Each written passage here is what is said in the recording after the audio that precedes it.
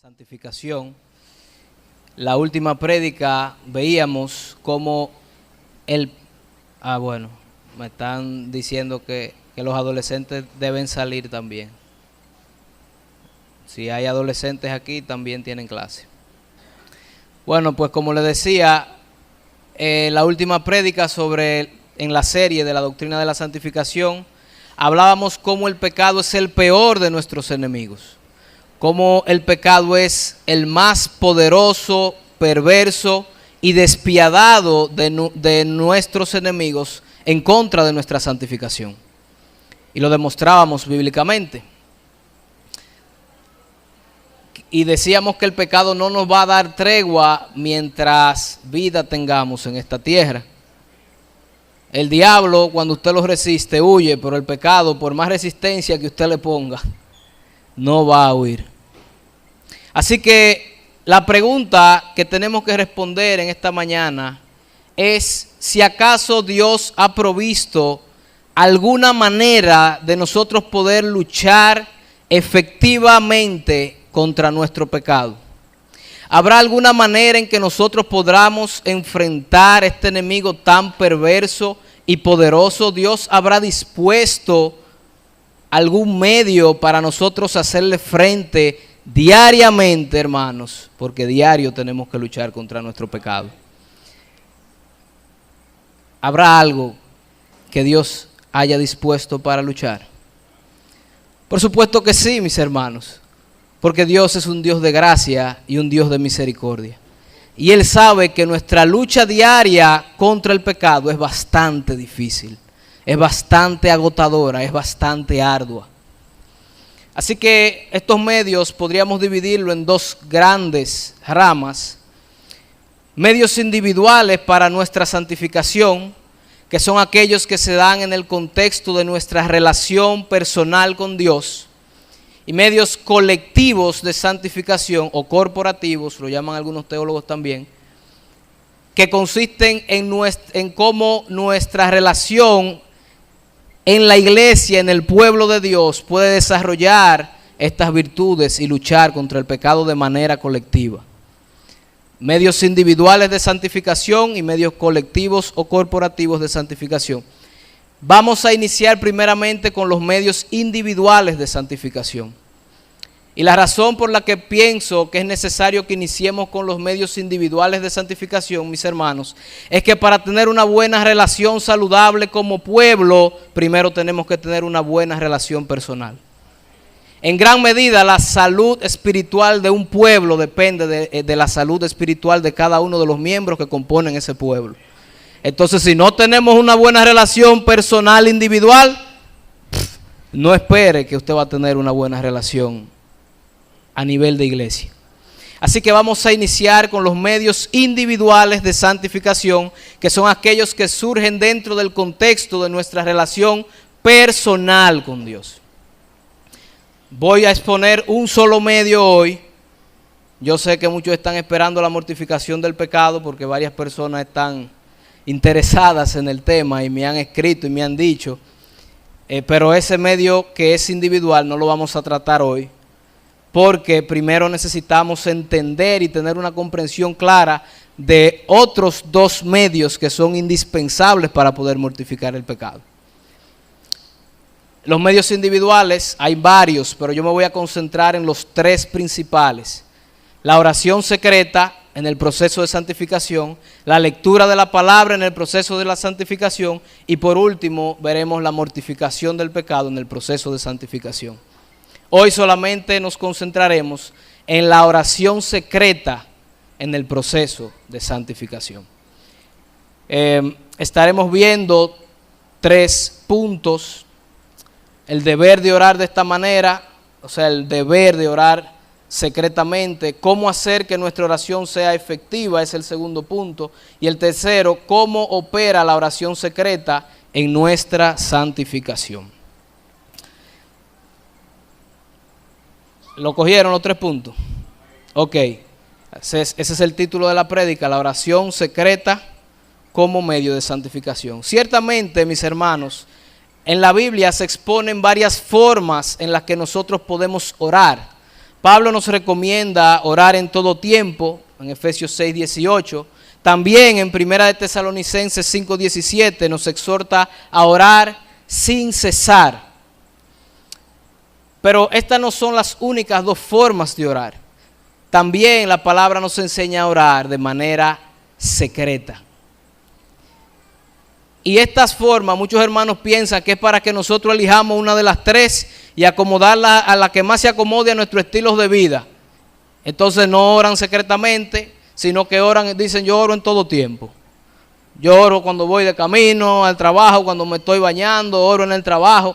Hermanos, estas tres maneras de orar no se las han dado a usted para que usted elija la que le conviene. Se le ha dado porque las tres son necesarias.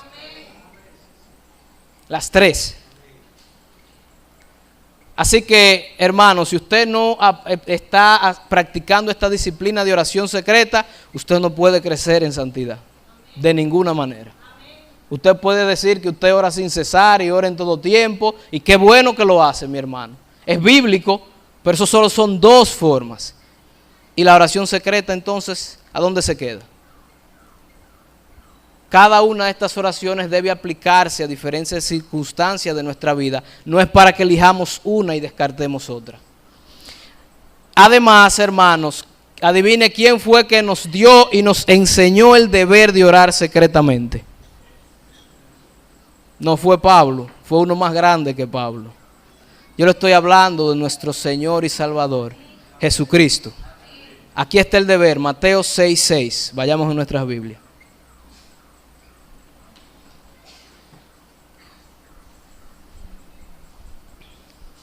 Mateo capítulo 6, versículo 6. Aquí está Jesús enseñando a orar de esta manera a sus discípulos. Dice: mas tú, cuando ores, entra en tu aposento y cerrada la puerta, ora a tu Padre que está en secreto. Y tu Padre que ve en lo secreto, te recompensará en público. Aquí hay tres implicaciones de la oración secreta. Primero, entra en tu aposento. La traducción original quiere decir entra y cierra con llave. Entra a tu aposento. ¿Qué es el aposento, mis hermanos? Es un lugar de intimidad. Es un lugar privado. Es un lugar que usted no lleva a cualquier persona a su aposento. Esto quiere decir, hermano, que es un lugar secreto en donde usted debe encontrarse en intimidad con Dios. Entra en tu aposento. No tiene que ser un aposento, sino un lugar donde usted y Dios puedan encontrarse solos. Segunda implicación. Primera, entra en tu aposento, ¿verdad? Segunda implicación, y cuando haya cerrado la puerta, es decir, usted no va a entrar a su aposento y va a dejar la puerta abierta. Usted tiene que cerrarla. Y como decía anteriormente, la traducción es cerrar con llave. Que usted sepa que no lo van a molestar, que no lo van a estorbar en este momento. Apague sus celulares. Desconéctese de su trabajo, de sus problemas, de las situaciones que usted tiene, porque usted está a punto de hacer algo sumamente solemne. Entra en tu aposento, pero no te apresures a orar, a entrar y dejar la puerta abierta. No, asegúrate que no hayan distracciones. Cierra la puerta. Tercero, ora a tu Padre que ve en lo secreto. Hermano, esta implicación es bastante seria porque esto es una oración que solamente aquellos que han sido santificados inicialmente pueden hacer. Dios no tiene intimidad con criaturas. Dios solo tiene intimidad con hijos. Y tu Padre que te ve en lo secreto tiene que ser tu Padre, tiene que haberte adoptado ya. Así que este tipo de oración no es para cualquier criatura de Dios, es para hijos de Dios. Esto da un sentido de propiedad de Dios. Es un hijo que Dios reconoce en intimidad. ¿Y por qué orar de esta manera, mis hermanos? Precisamente porque el Padre ve lo secreto. El Padre ve lo secreto. Sus ojos están sobre sus hijos con aspecto de gracia. Cuando Él ve esta actitud en sus hijos de separarse del mundo y concentrarse 100% en Él y en estar con Él, en ese momento, hermano, no hay nada más importante. Y Dios se hace deudor de un momento como ese. Dice que Él te va a responder. Él se compromete a responderte cuando tú lo haces así. Él devuelve tus oraciones y peticiones. Él te responderá de manera segura. Las oraciones en secreto tienen respuestas públicas, mis hermanos. Y sobre todo en nuestra santificación se va a notar. Cuando oramos de esta manera le estamos diciendo a Dios que tenemos una intención sincera en nuestro corazón, que lo único que trae delante de Dios son manos vacías. Hermano, por eso es que hay que cerrar la puerta, porque tenemos que desnudar nuestro corazón delante de Dios. Imagínese que usted desnude su corazón delante de su esposa y su esposa pudiera conocer sus sentimientos y sus pecados más secretos y más recónditos. ¿Qué va a hacer su esposa cuando oiga eso? O su cónyuge. Hermano, va a salir corriendo. Pero Dios no, porque Dios ama la verdad en lo íntimo. Y Dios quiere que tú entres y desnudes tu corazón delante de Él, íntimamente, solos tú y Él. Esto nos demuestra a nosotros que Dios no responde nuestras oraciones por méritos propios, ni por el hecho de nosotros apartarnos a orar así. Dios responde nuestras oraciones de pura gracia, hermanos, porque cuando ese corazón se desnuda, lo que sale de ahí no merece una respuesta de parte de Dios. Merece castigo de Dios, merece ira de Dios. Sin embargo, eso no es lo que Dios nos da. Dios dice, cuando tú oras así, yo te voy a responder. Amén. Aparte, hermano, de ser este un deber expuesto por nuestro Señor Jesucristo, todos los grandes hombres de Dios oraban de esta manera. Moisés se apartaba a orar, acuérdense que subió al monte y descendió con un rostro resplandeciente. ¿La gente lo notó o no lo notó que Moisés oraba así? Dijeron, wow, este hombre como que pasó algo, cuando se fue no volvió igual. Daniel oraba de esta manera. Claro, cuando le dio el decreto el rey de que tenían que postrarse delante de él, nuestro querido Daniel abrió las cortinas de su aposento para que lo vieran orando, pero para demostrar que él no se iba a postrar ante nadie más que no fuera Jehová. Pero él oraba secretamente. Todos, hermanos, y las mujeres también. Ana oraba de manera secreta. Y la recompensa fue, ¿se respondió o no responde Dios las oraciones secretas? Y algunos pensarán que este tipo de oración es para la gente más santa, los líderes de la iglesia, los pastores, los diáconos, los ancianos. No, hermanos, este deber es de todo el que se llame ser discípulo de Jesucristo. De todo creyente. Estoy explicando el deber de orar de esta manera. Segunda de Crónicas 6:29, por ejemplo, nos dice que toda oración y todo ruego que hiciere los líderes. No, cualquiera que esté afligido, que tenga una llaga en su corazón, un dolor en su corazón, debe orar de esta manera. Cualquiera del pueblo debe ser hijo de Dios para orar así. Cualquiera del pueblo debe orar así. Salmos 32:6. Por esto orará a ti los más santos. No, todo el que ha sido santificado, todo el que se ha convertido, todo el que ha sido hecho parte de la familia de Dios, debe orar así.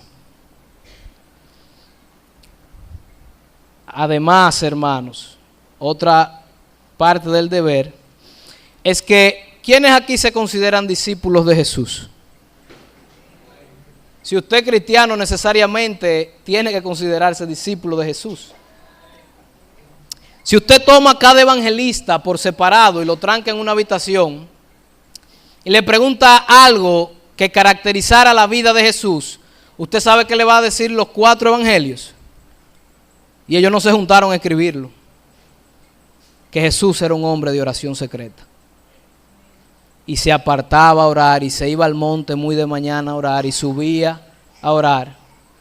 Era tan secreto que los discípulos querían saber qué era lo que él hablaba y le dijeron, pero ven acá, enséñanos a orar, porque tú te vas por ahí y nadie sabe qué es lo que tú dices.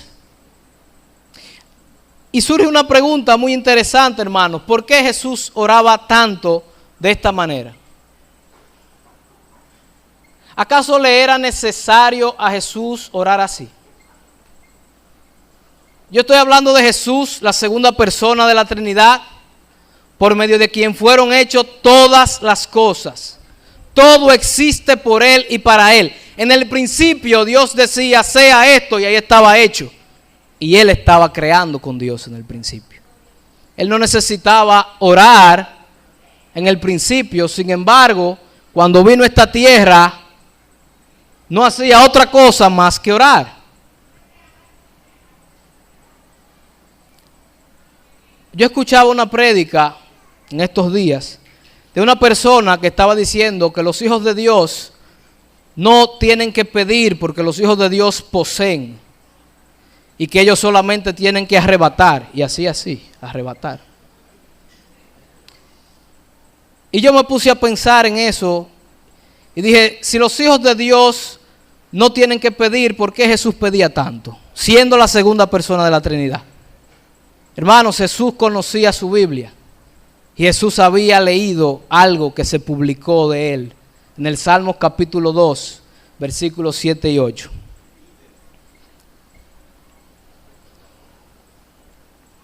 Salmos capítulo 2, versículos 7 y 8. Esto es Dios el Padre hablando, decretando estas palabras. Oiga esto. Yo publicaré el decreto. Jehová me ha dicho, mi hijo eres tú. Yo te engendré hoy. Pídeme y te daré por herencia las naciones y como posesión tuya los confines de la tierra. Esto es refiriéndose al Mesías. Esto es un salmo mesiánico, no a usted y a mí. Dios el Padre le está diciendo a Dios Hijo, cuando tú seas Mesías allá, si tú quieres algo de mí, tú no puedes arrebatarlo. Tú estás sujeto a este decreto. Pídeme. Por eso Jesús oraba tanto. Jesús sabía que si quería algo, no podía arrebatar. Tenía que pedir.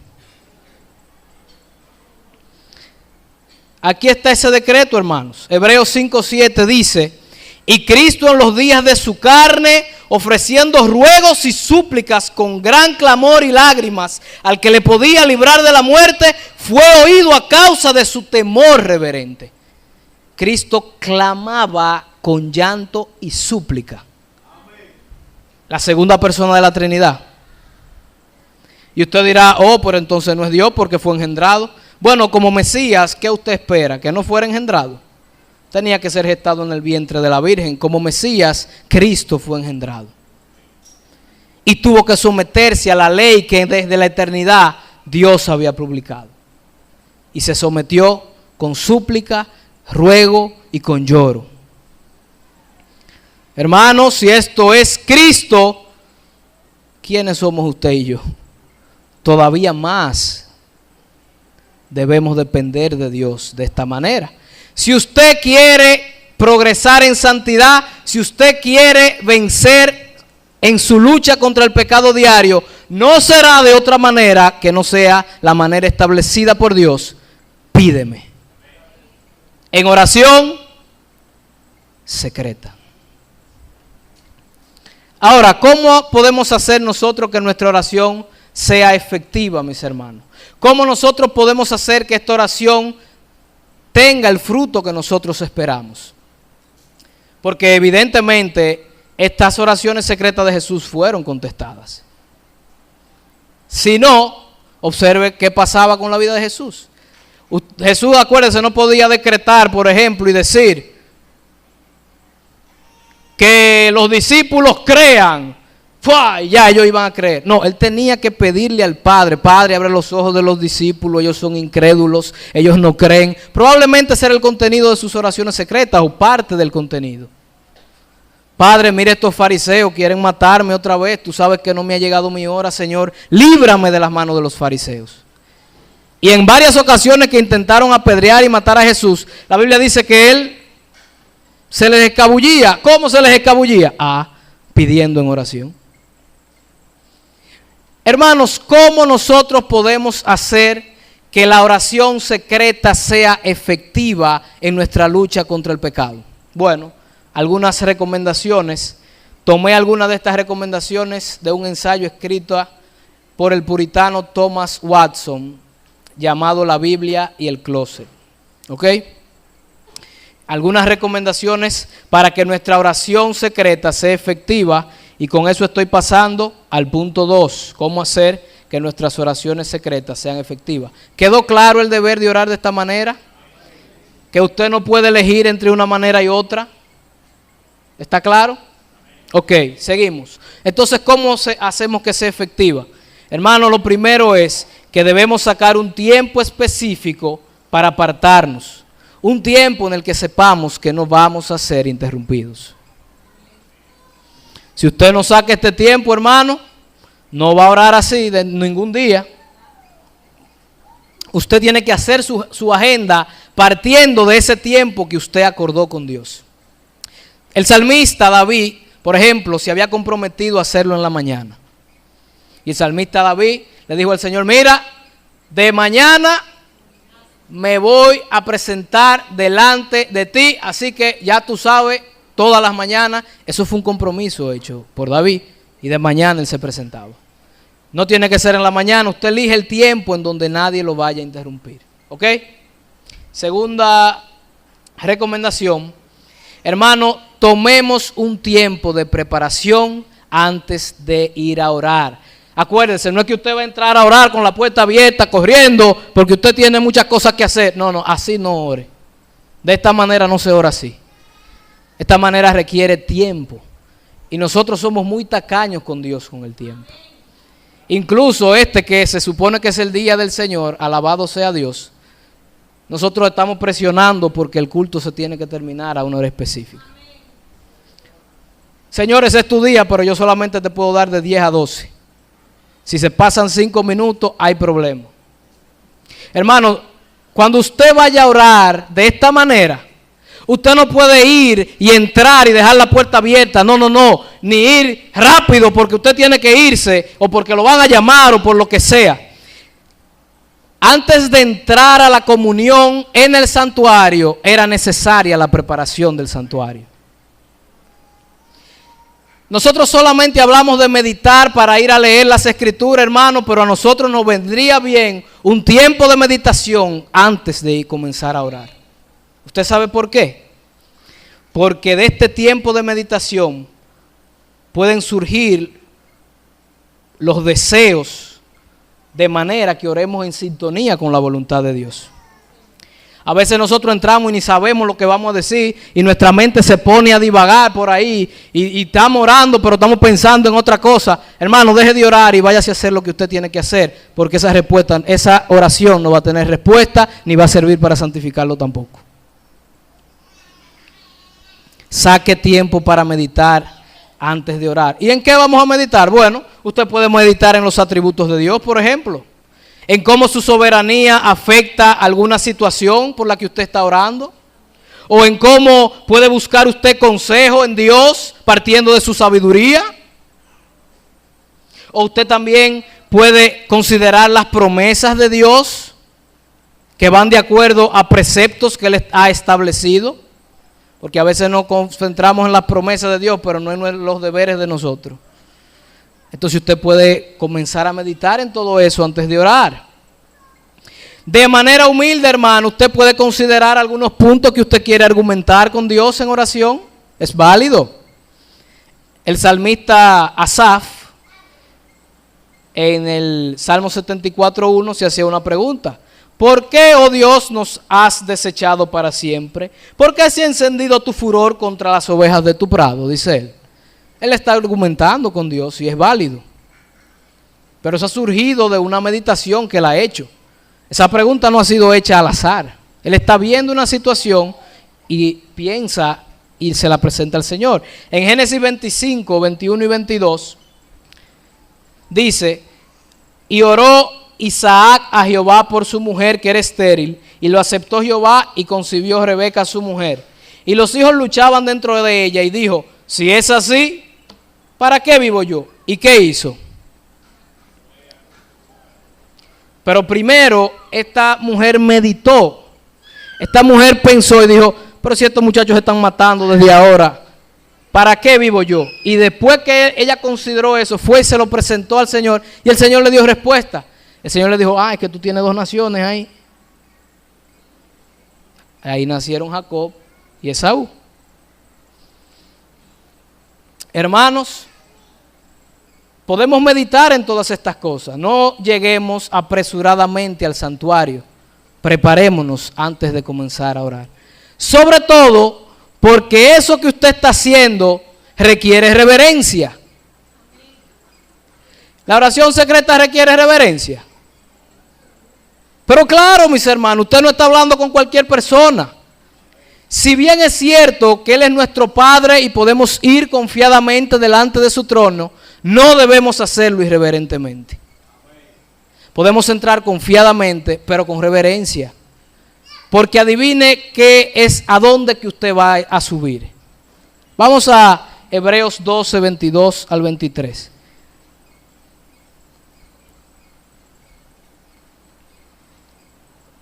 Aquí hace un paralelo del monte Sinaí y de cómo humeaba y cómo nadie podía ni siquiera traspasar los límites porque moría, porque ahí estaba la presencia del Señor. Cuando usted ora secretamente, ¿delante de quién usted está? ¿Delante del pastor? Usted entra en la presencia del Señor. Hebreos 12, 22 y 23. Aquí el autor está haciendo un contraste. O sea, eso no es como pasaba en el monte Sinaí. Miren ahora. Sino que os habéis acercado, no a Sinaí, al monte de Sión, a la ciudad del Dios vivo, Jerusalén la celestial, a la compañía de muchos millares de ángeles, a la congregación de los primogénitos que están inscritos en los cielos, a Dios, el juez de todos, a los espíritus de los justos hechos perfectos. Hermano, usted debe presentarse reverentemente delante de Dios, si usted quiere que su oración sea efectiva. Hermano, también debemos meditar en algunos pecados específicos. Por eso es que requiere tiempo este tipo de oración. Usted tiene que pedirle al Espíritu Santo que escudriñe y que traiga a la luz pecados que hay en su corazón, porque quizá Dios no lo está escuchando como consecuencia de ese pecado. En Isaías dice que Dios cierra sus oídos para no oír. Así que tenemos que ir con un corazón arrepentido. Sobre todo, hermanos, si queremos que nuestras oraciones sean efectivas, debemos orar de acuerdo a la voluntad de Dios. Y cuando se trata de nuestra santificación, esto es una respuesta segura que vamos a tener. Porque en 1 de Tesalonicenses 4:3 dice: pues la voluntad de Dios es vuestra santificación. Y si la voluntad de Dios es vuestra santificación y usted va de manera secreta a pedir por esto, ¿qué va a pasar? Lo que usted le pida va a pasar. Hermano, y por sobre todas las cosas, debemos orar teniendo pendiente que Dios única y exclusivamente va a escuchar y a recibir nuestras oraciones por el hecho de nosotros saber que estamos en Cristo. Si no fuera así, mi hermano, nosotros no pudiéramos acercarnos a Dios. De hecho, yo me atrevo a predicar aquí en esta mañana sabiendo que estoy en Él, porque si no, esto no funcionaría. Yo no siquiera podría. Pero tenemos un sumo sacerdote que está intercediendo por nosotros, que está orando por nosotros, que está pasándole esas peticiones a Dios y rogando por nosotros. Tengamos siempre pendiente a ese sumo sacerdote cuando estamos orando. Ahora, El tercer punto y último. ¿Y cómo funciona entonces en mi santificación? ¿Cómo funciona la oración secreta para mi santificación específicamente? Usted puede orar secretamente y pedir por muchísimas cosas, y eso no está mal. Pero recuerde, la voluntad primera de Dios para con su vida no es darle una jipeta, ni darle un carro, ni darle una casa. La voluntad de Dios primero es su santificación. Y después usted pide todo lo que usted quiera. Pero este debe ser un punto a considerar en nuestras oraciones diariamente, porque su lucha contra el pecado no es semanal, es diaria. Así que ese punto, si usted no lo tenía dentro de sus oraciones, que yo sé que muchos no lo tienen, porque yo no lo tenía tampoco, ahora inclúyalo. Yo necesito crecer en santidad. Pero ¿cómo opera la oración secreta en mi santificación progresiva? Bueno, vayamos a Mateo 26, 41.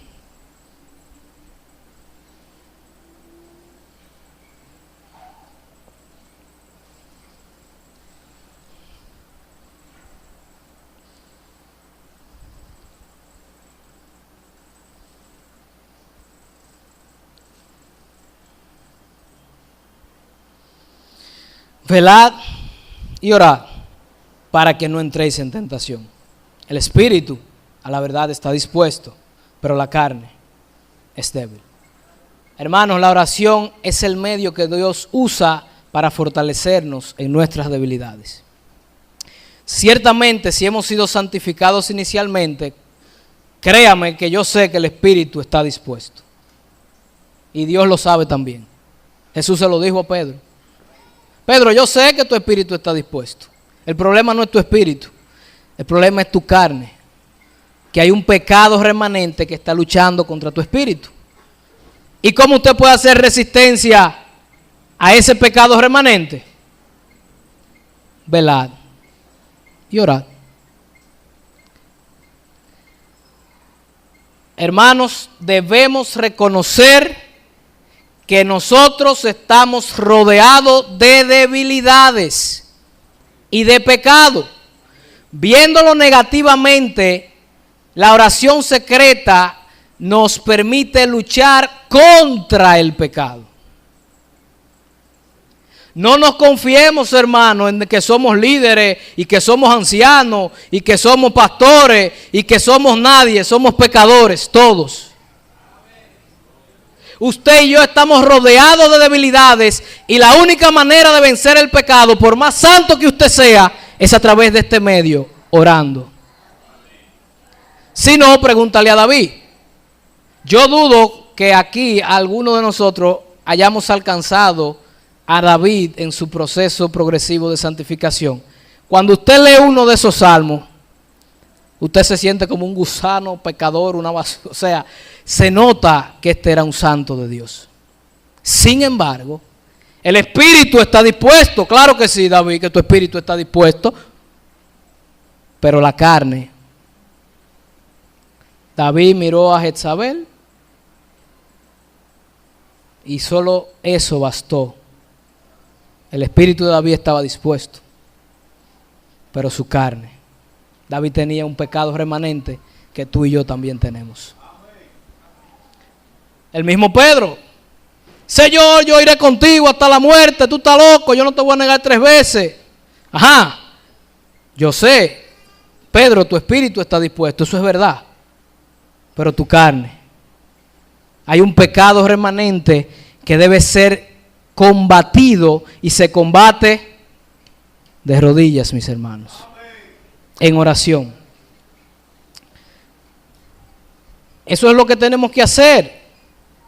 Si usted quiere luchar contra el pecado, tiene que hacerlo en oración. Éxodo capítulo 17, la primera batalla de Israel. Adivine cómo Israel la ganó. Atento, aquel el pueblo escogido y santo. No, usted sabe cómo ganó. Cuando Moisés levantaba las manos, iban ganando. Cuando Moisés la bajaba, Iban perdiendo. Cuando Moisés la subía, ¿cómo ganaron la guerra contra él? Y mire, era contra el pecado, si lo vemos ahora, porque Amalek representa el pecado. Amalek, ese capítulo, Éxodo 17, termina diciendo: por esto Dios estará en guerra contra Amalek de generación en generación. Esa lucha contra el pecado nunca va a terminar. Y usted no la puede ganar si no es orando. Cuando Moisés oraba, el pueblo vencía. Y era el pueblo santo. Y era el pueblo escogido de Dios, sí. Y el espíritu está dispuesto, pero la carne es débil. No importa quién usted sea. Si usted no lucha contra el pecado en oración secreta, usted va a vivir destruido. Y no va a crecer en santidad. Eso es viéndolo negativamente. Y viéndolo positivamente, la santificación. ¿Cómo interviene la oración secreta en la santificación viéndola positivamente? Bueno, porque no es solo luchar contra el pecado. La santificación progresiva implica desarrollar las aptitudes y características del carácter ¿de quién? De Cristo. Entonces es luchar contra el pecado en oración, pero también desarrollar estas virtudes en oración. Vayamos a Lucas capítulo 11, versículos 9 al 13.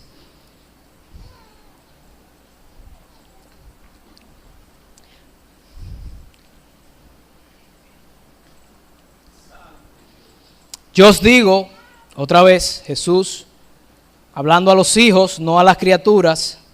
Si usted es criatura y quiere ser hijo, tiene que acercarse a Él por medio de Cristo, aceptándolo en su corazón. Yo os digo, pedid y se os dará, buscad y hallaréis, llamad y se os abrirá. Porque todo aquel que pide recibe y el que busca halla, y al que llama se le abre. ¿Qué padre ve que es a los hijos? ¿Qué padre de vosotros, si su hijo le pide pan, le dará una piedra? O si pescado, en lugar de pescado, le dará una serpiente? O si le pide un huevo, le dará un escorpión? Pues si vosotros, siendo malos, sabéis dar buenas dádivas a vuestros hijos, abre una pregunta: ¿cuánto más vuestro Padre Celestial dará el Espíritu Santo a los que se lo pidan? En nuestro medio pentecostal, este pasaje ha sido muy mal interpretado. ¿Cómo es eso de que nos dará el Espíritu Santo a los que se lo pidan? Bueno, si usted es inconverso, usted puede pedir al Espíritu Santo que les revele, pero a los hijos esta oración no le aplica. Como esto es una exposición temática, me voy a tomar la libertad de ir al pasaje paralelo en Mateo capítulo 7, versículo 11. Yo sé que en una predicación expositiva no es prudente ver el Evangelio de Lucas a la luz de Mateo, porque querían decirnos cosas diferentes, pero esto es temático, así que yo tengo la libertad de moverme en toda la Biblia. Y voy a usar el pasaje paralelo, pero es para que podamos entender. Pues si vosotros, siendo malos, sabéis dar buenas dádivas a vuestros hijos, ¿cuánto más vuestro Padre que está en los cielos dará buenas cosas a los que le pidan? Y entonces, ¿qué es lo que nos van a dar? ¿El Espíritu Santo o buenas cosas? Bueno, el Espíritu Santo, si usted es hijo de Dios, ya se lo dieron, usted no tiene que seguir pidiéndolo. Y muchos pasajes de las Escrituras indican esto. Vamos a Efesios 1:13. Efesios 1:13 dice: en él también vosotros, habiendo oído la palabra de verdad, el evangelio de vuestra salvación, habiendo oído la palabra de verdad, el evangelio de vuestra salvación, y habiendo ¿qué? Creído en él. ¿Qué pasó ese día? Hermano, si usted es hijo de Dios, no tiene que orar por el Espíritu Santo, porque se lo dieron el día que usted se convirtió. Ya usted lo tiene. Y hay varios pasajes más, pero por cuestiones de tiempo no voy a entrar en ellos. Si usted quiere, se los doy para que usted lo considere en su casa. Si usted es hijo de Dios, ya tiene el Espíritu Santo. ¿Y qué es lo que me van a dar entonces cuando yo pido en oración secreta? las cosas buenas que solo el Espíritu Santo puede dar y que usted y yo como hijos debemos desarrollar. Eso es lo que le van a dar. ¿Y cuáles son las cosas buenas que el Espíritu tiene para darme? El carácter de Cristo, que es el que usted tiene que desarrollar en la santificación. ¿Y cuál es el carácter de Cristo que yo tengo que desarrollar en la santificación? Bueno, amor, gozo, paz, paciencia, benignidad, bondad, fe, mansedumbre, templanza. Contra tales cosas no hay ley. Usted va a pedir desarrollar eso en oración y Dios se lo va a dar. Y eso viene del Espíritu. Así que, hermano, por eso es que estas oraciones deben ser secretas. Yo quiero que ahora usted piense en estas características que debe usted desarrollar y que solo el Espíritu le puede dar. Y que solo se la va a dar, no arrebatando, pidiendo, en oración, para su santificación. Si a usted le interesa progresar en santificación, este es el medio para hacerlo, orando contra el pecado y orando para que Dios le dé esas buenas cosas que vienen del Espíritu. Piense en esto. Yo quiero que usted piense ahora. Amor, ¿cómo usted está ahí en esa característica? Gozo, ¿cómo usted está ahí? Paz, ¿cómo usted está ahí? Paciencia, ¿cómo usted está ahí? Benignidad, bondad, fe. ¿Cuáles características de esas cosas buenas que del Espíritu son las que menos se ven en su vida? Su carácter es una de ellas, pues a usted le falta mansedumbre. La mansedumbre no se evidencia en su vida. Usted debe orar, si quiere ser santificado, usted debe orar: Padre, mira que yo no he podido dominar mi carácter, Señor, por eso vengo a ti en oración, porque yo quiero ser manso, yo quiero parecerme a Jesús, yo quiero ser como Jesús. Ayúdame, ayúdame, ayúdame, yo te necesito, yo necesito desarrollar la mansedumbre en mi vida, porque mis hermanos no lo ven, ni yo tampoco. Así usted va a recibir las buenas cosas que son del Espíritu. Y esa oración secreta, la gente, cuando usted ore así, Dios la va a responder y va a salir usted va a ser más manso cada vez. Usted va a progresar en santidad. Y usted va a decir: ¿pero qué fue lo que le pasó a este hombre? Este hombre tenía un carácter explosivo, me agredía cada rato y mira cómo está. La oración secreta tiene respuestas públicas. Si su punto débil es la benignidad, quizás usted es una persona mansa y humilde, y por eso lo maltratan y le pasan por arriba, y usted guarda rencor en su corazón. Usted tiene que ir en la oración secreta y decirle: Señor, mira, yo no soy benigno, yo tengo rencor en mi corazón contra mi hermano que me hirió. Ayúdame a darle el trato a él que tú me das a mí cuando yo peco contra ti, Padre. Ayúdame a desarrollar esta virtud de Cristo que no se evidencia en mi vida.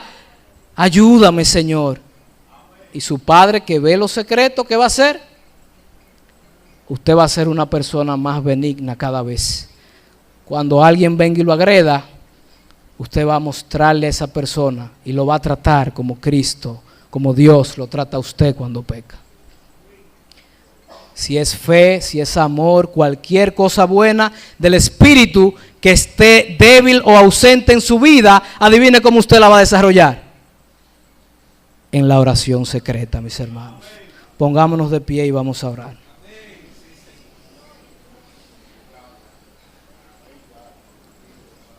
Por eso es que tiene que ser secreta, mis hermanos. Tiene que ser secreta, porque solo usted y Dios puede tratar esos puntos débiles y esos pecados. Por eso necesita preparación, porque usted tiene que meditar en las cosas que le faltan para poder pedirla. Por eso necesita tiempo. Así que, mis hermanos, la oración secreta es el medio, uno de los medios individuales que Dios ha dispuesto para luchar contra el pecado y para desarrollar las virtudes del carácter de Cristo, para desarrollar esas cosas buenas. Si usted es hijo y ora de esta manera, su Padre lo está viendo en lo secreto y lo va a recompensar en público. Oremos. Padre, te damos las gracias en esta mañana.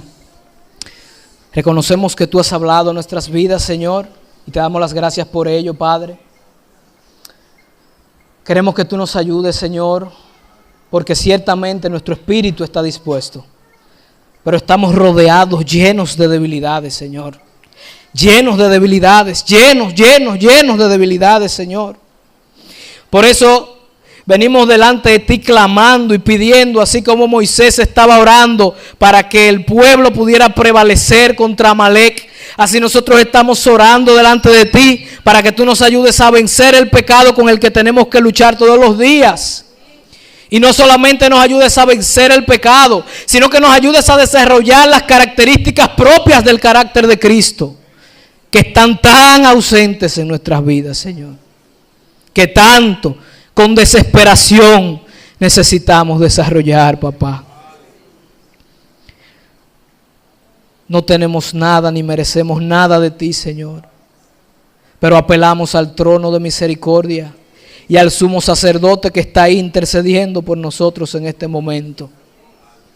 Apelamos a la misericordia de nuestro sumo sacerdote para que tú puedas recibir nuestras oraciones, Señor. Así que nos ponemos en tus manos. Ayúdanos en esta lucha contra el pecado. Ayúdanos a orar secretamente para poder vencer nuestro pecado. Ayúdanos a usar este medio con eficiencia y que cada día más podamos parecernos a Cristo y crecer en nuestro proceso de santificación. Estas cosas las pedimos en tu dulce nombre, Jesucristo. Amén y amén.